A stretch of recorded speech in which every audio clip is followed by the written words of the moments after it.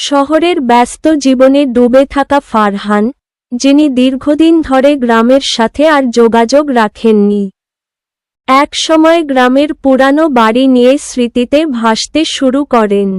তার শৈশবের দিনগুলো সেই পুরানো মাটির বাড়ির আশেপাশেই কেটেছে, যেখানে তার দাদু দাদি তাকে লালন পালন করেছিলেন। জীবনের প্রতিটি বড় সিদ্ধান্ত, সুখ দুঃখের মুহূর্ত সেই গ্রামের মাটির সাথে জড়িয়ে আছে। কিন্তু সময়ের সাথে সাথে পড়াশোনা, চাকরি এবং শহরের টানাপোড়েনে ফারহান গ্রামের সাথে দূরত্ব বাড়িয়ে তোলে। বহু বছর পর শহরের এই ব্যস্ত জীবনে একদিন ফারহান হঠাৎ করেই বুঝতে পারে যে তার মনটা সবসময়ই অস্থির। অনেক কিছু পাওয়ার পরও যেন কোথাও এক অদ্ভুত শূন্যতা রয়েছে। সেই শূন্যতা হয়তো তাকে তার ফেলে আসা গ্রাম আর সেই পুরানো বাড়ির দিকে টানতে থাকে। ছোটবেলায় দাদুর হাত ধরে হাঁটা, গ্রামের মাঠে বন্ধুদের সাথে খেলাধুলা, পুকুরের ঘাটে বসে কাটানো নিরিবিলি সময়, সবই স্মৃতির মতো ভেসে আসে তার মনে। গ্রামের সেই পুরানো মাটির বাড়িটা, যেটা অনেক দিন আগেই ফারহান শহরে চলে আসার পর ফাঁকা হয়ে পড়েছিল, এখন নিঃশব্দে দাঁড়িয়ে আছে। কিছুদিন আগে তার বাবা মা শহরে এসে স্থায়ীভাবে থাকতে শুরু করেছেন, আর গ্রামের বাড়ির দেখভাল করার কেউ নেই।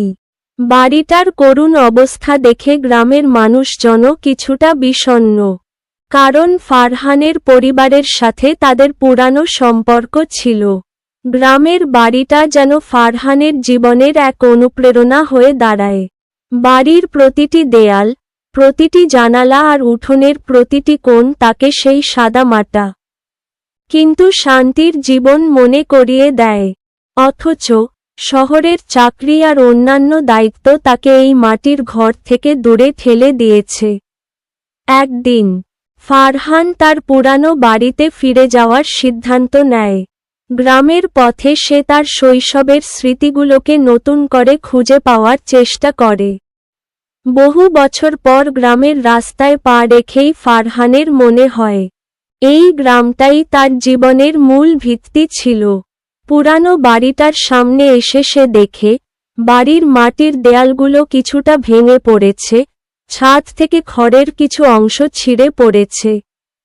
কিন্তু বাড়িটা এখনও তার শৈশবের সেই পরিচিত গন্ধ বহন করছে। সে সেই পুরানো দরজাটা খোলে, এবং তার চোখে ধরা পড়ে সেই স্মৃতির ভারে পূর্ণ প্রতিটি কোণ। দেয়ালে দাদুর পছন্দের বাঁশের ঝুড়ি, তার দাদির হাতে সেলাই করা কাপড়ের পাটগুলো এখনও কোণায় পড়ে আছে। সবকিছুতে পুরনো সময়ের স্মৃতি লেগে আছে।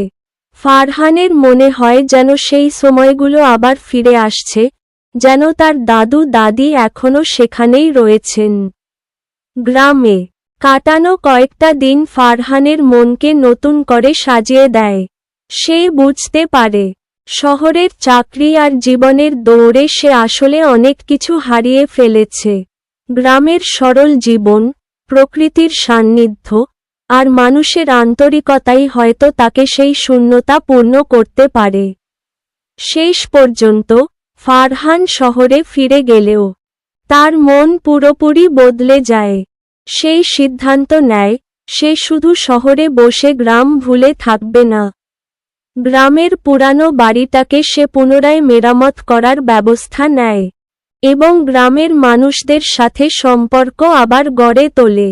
গ্রামে সে নিয়মিত আসতে শুরু করে, এবং গ্রামের উন্নতির জন্য সে তার নিজের অভিজ্ঞতা কাজে লাগাতে চায়। ফারহানের এই গল্প হলো একজন শহরের মানুষের গ্রামীণ শিকড়ের দিকে ফিরে যাওয়ার গল্প, যেখানে তার ফেলে আসা শৈশবের সরলতা তাকে জীবনের নতুন অর্থ খুঁজে পেতে সাহায্য করে।